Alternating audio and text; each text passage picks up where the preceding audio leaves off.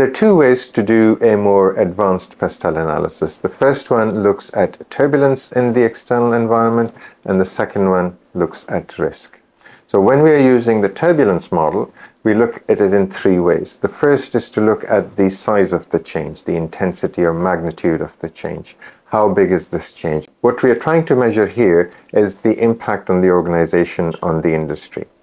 The second part of this is how frequent is the change. A lot of small changes, changes in consumer taste, fashions changing, that's not that unusual.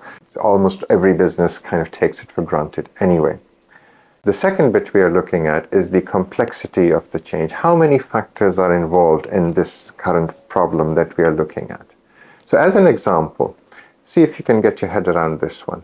The whole COVID-19 crisis that happened in 2020 and a few years after that, there were changes in regulations and rules, and new laws were brought in many countries.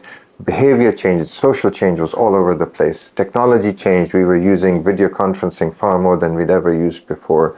There were economic crises. People couldn't go to work. There was, it was difficult to work, especially for office-based work. So all of those things that happened, the root cause of that was the fact that there was a pandemic going on for which we didn't have effective care and we didn't have effective prevention.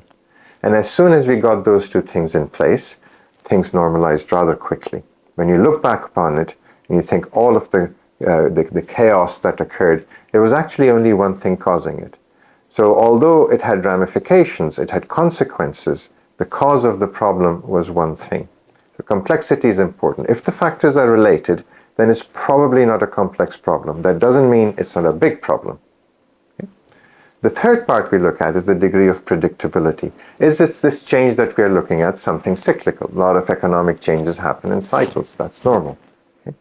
Is this change something that I can extrapolate from the past? I can take information from the past and carefully project into the future, and there will be some kind of a line that I can draw between them.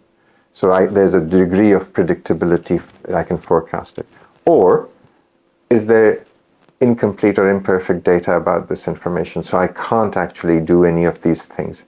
Or there is no data, and therefore there is nothing but uncertainty about this. So the degree to which I can take information from the past or current information and forecast into the future determines whether this is going to cause turbulence in the economic environment, in the general business environment. Is it something that I need to worry about, or is this something that I can calculate and make part of my plan? So that's the first model, looking at turbulence. The second way to use PESTEL to do a more advanced analysis is to look at it through a risk lens. What we're looking here right now are three factors. We're looking at the frequency of the factors changing, we are looking at the impact, and we are looking to the degree to which they are permanent. So frequency, again, is it something that happens regularly? Is it part of a cycle, a fashion cycle, an economic cycle, something like that? Is it relatively infrequent? So we know these kinds of things happen, but we can't always predict them when they will happen. Or this is something that has never happened before. The second part is looking at impact. Where is the impact of this change? Is it within the organization? Is it between organizations in the industry? Or is it across the whole economy? And the third thing we're looking at is permanence. So is this something that is temporary and it will go back to the way it used to be before?